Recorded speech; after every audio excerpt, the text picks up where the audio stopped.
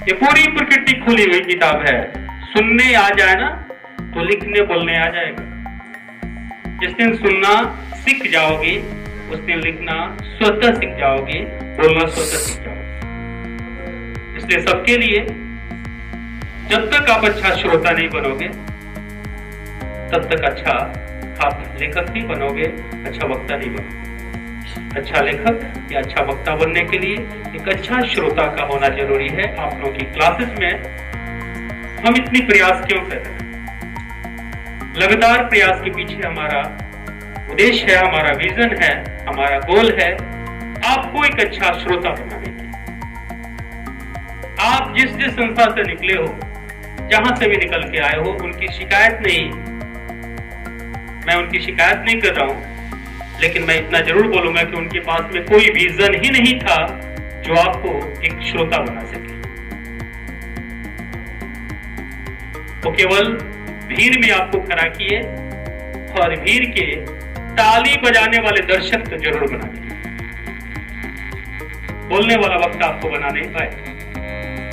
जो भीड़ को कंट्रोल करे, आप भीड़ के हिस्सा जरूर हुए, लेकिन उस भीड़ से बाहर निकलकर उस भीड़ को लीड करने वाला आप लीडर नहीं बन पाए। और मेरी तमन्ना है कि यहाँ बैठे हुए सारे बच्चे अपने जीवन का लीडर बने। जब जरूरत पड़े तो अपने साथ साथ इस समाज को लीड करें। और ये तभी संभव है जब आप श्रोता बनोगे, जब आप एक अच्छा लिसनर बनोगे। जैसे जैसे उम्र बढ़ेगी, ये सुनने की शक्ति आपको इतना पावरफुल बना देगी, इतनी शक्तिशाली बना देगी, आप इमेजिन भी नहीं करोगे कि यह दैवी शक्ति या दिव्य शक्ति हमारे अंदर कैसे धीरे धीरे प्रवेश कर गई। इतनी क्षमता है। कम बोलने वाला फैसला सटीक देता है, विश्लेषण करने की क्षमता उसके पास ज्यादा होती है, वो सारी कमजोरियों को अच्छी तरह से देख लेता है, सारी खूबियों को परख लेता है। अगर वो बकवास करना शुरू कर दे, ज्यादा बोलना शुरू कर दे, तो अपने आप को सुन नहीं पाएगा, और नहीं सुन पाएगा तो उसका डिसीजन गलत होगा। जितने बड़े पद पे बैठे हुए लोग हैं, सारे अपने लाइफ के बेहतर लिसनर रहे, इसलिए बड़ा पद मिला उनको। और जितने छोटे पद हैं, वो अपने लाइफ के ज्यादा बकवास करने वाले रहे, इसलिए उनको घटिया पद मिला। तो अभी तो मैं आपको ट्रेनिंग दे रहा हूं, देखो, सुनो, बोलो मत, सुनो। चित्त को शांत करो, मन को शांत करो। शांत मन कुछ बेहतर परिणाम देता है, कुछ अलग परिणाम देता है।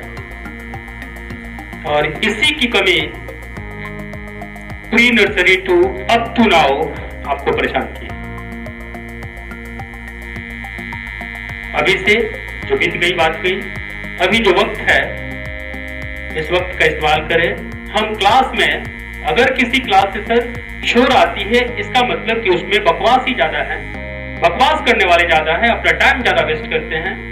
अगर वो क्लास सीनियर है तो मुझे लगता है कि वहां शोर नहीं होगी, वहां पिन ड्रॉप साइलेंस होगी, पूर्ण शांति। अगर एक पिन भी ड्रॉप कर दी जाए तो शोर मचाएगा उस क्लास में। अगर आप सिंसियर हो, सच्चे हो, ईमानदार हो, आपको लगता है कि हमें कुछ करनी है, हमें अपने आप को बनानी है, तो बकवास में अपना एनर्जी बर्बाद नहीं करेंगे। खामोश आपके विकास के रास्ते को प्रशस्त करेगा। तो खामोशी जरूरी है, शांति जरूरी है, समर्पण जरूरी है, कोऑपरेशन जरूरी है। क्लास को अगर सुदृढ़ तरीके से, अगर सही तरीके से चलाना चाहते हो, अगर क्लास का फायदा उठाना चाहते हो, अपने आचार्य से सीखना चाहते हो, उनका 100% लेना चाहते हो, उनके बुद्धि से, उनके अनुभव का सही इस्तेमाल करना चाहते हो, अगर सही तरीके से उनसे कुछ बेहतर लेना चाहते हो, तो उनको जब तक आप अपने क्लास को शांत नहीं करोगे तब तक आपके आचार्य से कुछ बेहतरीन नहीं निकलेगा, कोई नई रचना नहीं होगी, कोई नया सृजन नहीं होगा, कोलाहल में भी डूब जाएंगे और आपके तरह अस्तरहीन ही वो शिक्षा दे पाएंगे जिसका कोई लेवल नहीं होगा। पढ़ाई थोपने की चीज नहीं है, समर्पित होकर पढ़ाई लेने की चीज है। जितना समर्पित रहोगे, जितना शांत रहोगे, देने वाला उतना ही समर्पित होगा, उतना ही शांत होगा और उसके अंदर से द बेस्ट निकल के आएगा और वही द बेस्ट आपकी लाइफ को द बेस्ट बनाएगा। तो द बेस्ट के लिए पहले तो एक अच्छा श्रोता बनना जरूरी है। घर वाले यहाँ बकवास करने के लिए आपको नहीं भेजते हैं, गप लड़ाने के लिए नहीं भेजते हैं। ये टॉकिंग सेंटर नहीं है, ये गॉसिपिंग सेंटर नहीं है, ये लर्निंग सेंटर है, स्कूल है, पाठशाला, ये विद्यालय है, विद्याश्रम है, ये गुरुकुल है। यहाँ गुरुत्व को जानना है, एनर्जी को सेव करनी है, एनर्जी को कंसंट्रेट करके गुरु से एनर्जी लेनी है, न कि बकवास करके अपना टाइम खराब करते हुए गुरु को भी तबाह करना है, उनके भी लेवल को खत्म करनी है, उनको भी स्तरहीन बनानी है। समझ में आ रही बात? तीखी है। इस तीखे में आपका कहीं ना कहीं भविष्य छुपा हुआ है, आपका फ्यूचर कहीं ना कहीं छुपा हुआ है। उम्र बढ़ेगी, आज की यह तारीख